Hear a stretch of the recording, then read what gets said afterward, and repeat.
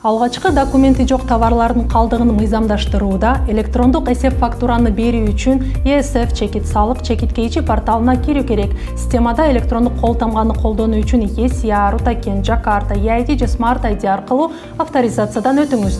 Эсиңизде болсун, сиз санариптик же электрондук кол тамга менен гана товарларды тариздей аласыз. Андан кийин, эгерде сиз биринчи жолу эсеп фактураны толтурсаңыз, анда алгач каттоодон өтүшүңүз зарыл. Авторизациядан кийин, эгерде товар жаңы болсо, аны төмөндөгүдөй жол менен тариздейсиз.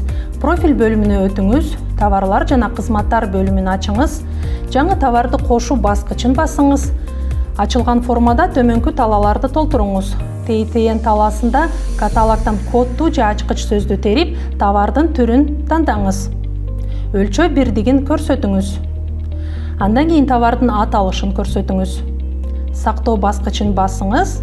Жаңы кошулган товар жалпы тизмеге киргизилди. Биз сизге товардын бир түрүн гана кантип киргизүү керектигин көрсөттүк.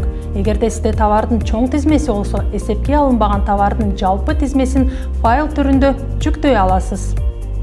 Файлды тиркеп, сактоо баскычын басыңыз. Андан кийин товарлар жана кызматтар бөлүмүнөн тизмени көрө аласыз. Эми эсеп фактураны тариздөөгө өтүңүз. Сатуу бөлүмүнө өтүңүз. Оң жактагы жогорку бурчтан кошуу баскычын басыңыз, товарды кириштөө деген белгини коюңуз. Тутум бардык маалыматтарды өзү автоматтык түрдө толтурат. Ал эми төлөм формасын кол менен толтурасыз. Мурун кошулган товарларды тизмеден тандаңыз. Иш жүзүндөгү санын жана баасын көрсөтүңүз.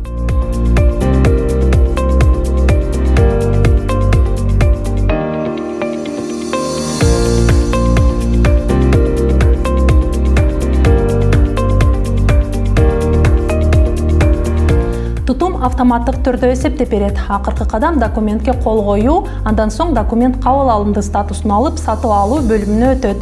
Маанилүү, эсеп фактураны тариздөөдө көйгөй болбош үчүн бир эсеп фактурага товарлардын 40тан ашпаган позициясын киргизүү сунушталат. Эгерде товардын саны 40тан ашса, кошумча эсеп фактура түзүңүз.